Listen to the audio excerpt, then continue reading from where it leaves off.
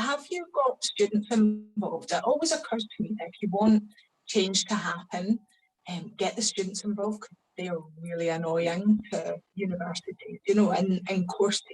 I'm kind of formerly programme director, and the way that we actually got action was because the students demanded it of us, and you see that more and more in universities. So yeah, my question is, how have you got young people and the people that psychology has to represent in the future involved?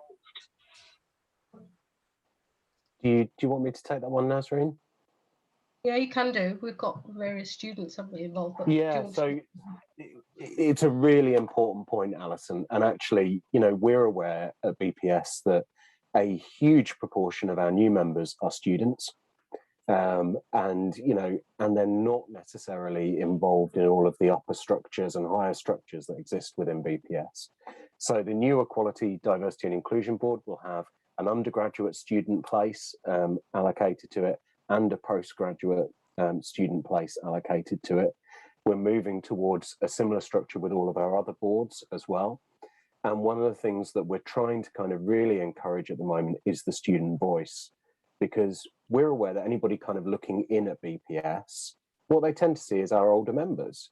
And actually that creates a disconnect, because sometimes it kind of feels for our student members like, where is my voice within BPS? Where is this kind of, you know, voice of a younger generation coming through? So there's a lot of work to do on that, Alison, and I don't, you know, I'm not going to kind of sit there and say we've bottomed all of that out at the moment, because we haven't. But the student voice and how we really begin to engage on that is a really big part of the journey that we need to go on over this next 12 months. We have had them represented on the task force. So we've got undergraduate student representation and postgraduate student representation. So we have had some discussions on the task force. Yeah, it's good to hear that it's kind of it's spanning kind of all membership and being future focused. I think is the key thing. If you're having conversations with students, it is about being future focused. It's good to hear you as well.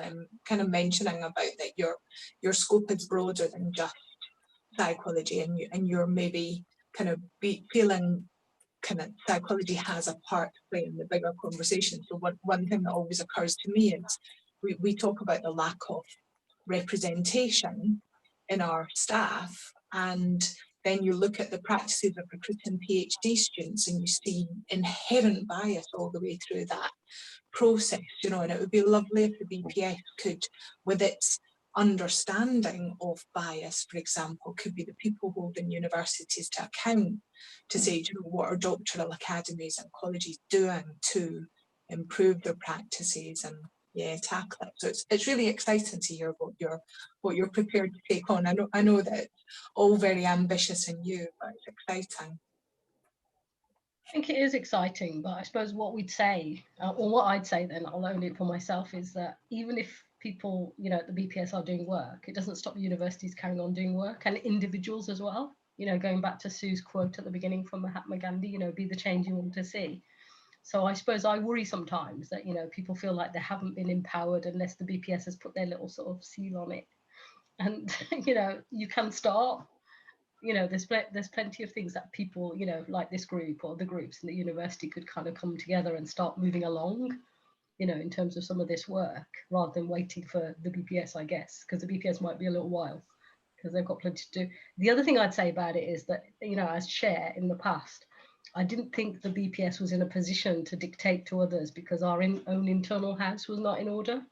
And I don't think it's a good position to start from, where, you know, internally all our committees are not diverse and our leadership isn't diverse.